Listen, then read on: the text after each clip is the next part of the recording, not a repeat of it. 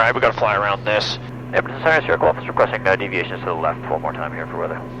Sierra Echo Alpha, roger, deviations left of course approved, proceed direct to Panoka when ready.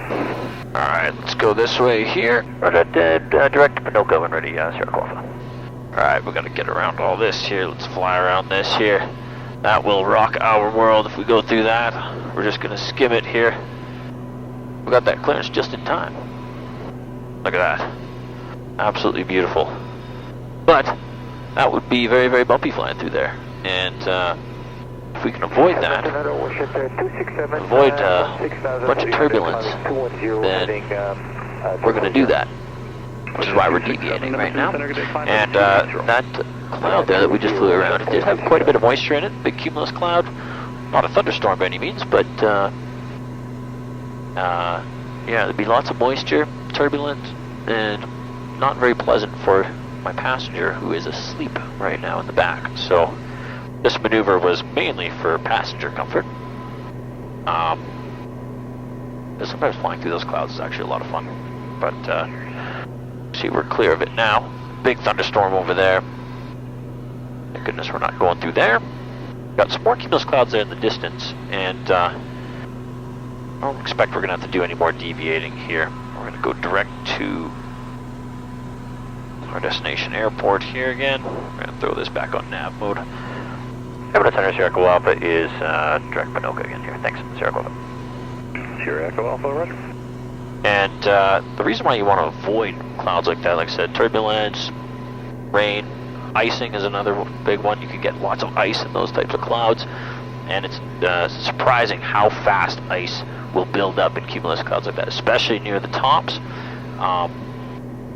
But it's also hard on the airplane, especially right now we're at about 186 to 190 knots indicated airspeed. So we'd have to slow up, because if we're expecting really, really heavy turbulence, if we're flying into a cloud like that, then we'd have to be back to our maneuvering speed of about 157. So then you got to slow the airplane up. It's just sometimes it's better just to navigate around stuff like that. Plus, you get a great view of the cloud. It's fun to deviate around clouds like that. It's kind of the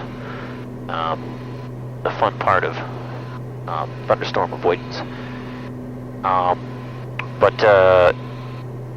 Yeah, and clouds like this, sometimes if they don't have a lot of moisture, they won't show up on the radar, but we did have some stuff here to the southeast of us here that's been building up quite a bit here, and you can see those storms there in the distance there. All those thunderstorms showing up on the next rad. That little cloud that we just flew past is kind of right there. You can see it here on the next rad. It was these right there, that kind of towering cumulus was that one there. And then we did have it showing up on the radar, but obviously we're past it now, so it's not gonna show up because it's behind us. Russia 267, contact Edmonton Center, 13487, good day. Beautiful day for flying though, and surprisingly smooth. Checking how much snow we still got in the mountains down there. Absolutely beautiful. And when we start a descent too, we're going to have to do some planning for that.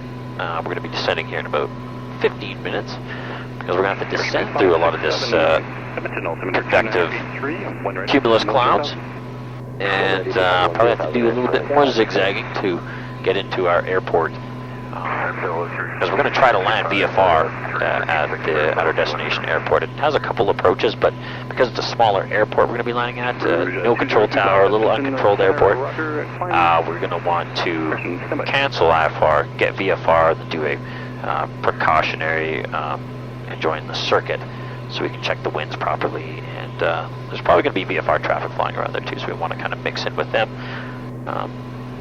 So we're going to try to zigzag around most of these clouds and get visual conditions beneath them and fly VFR the rest of the way. Anyways, everybody, thanks for watching. Hope this was kind of interesting. I thought I'd capture that little moment there, because it's part of everyday flying as a pilot here in Canada, and it's a lot of fun. So thanks for supporting the channel, everybody. We'll see you next time. Happy safe flying. Bye-bye.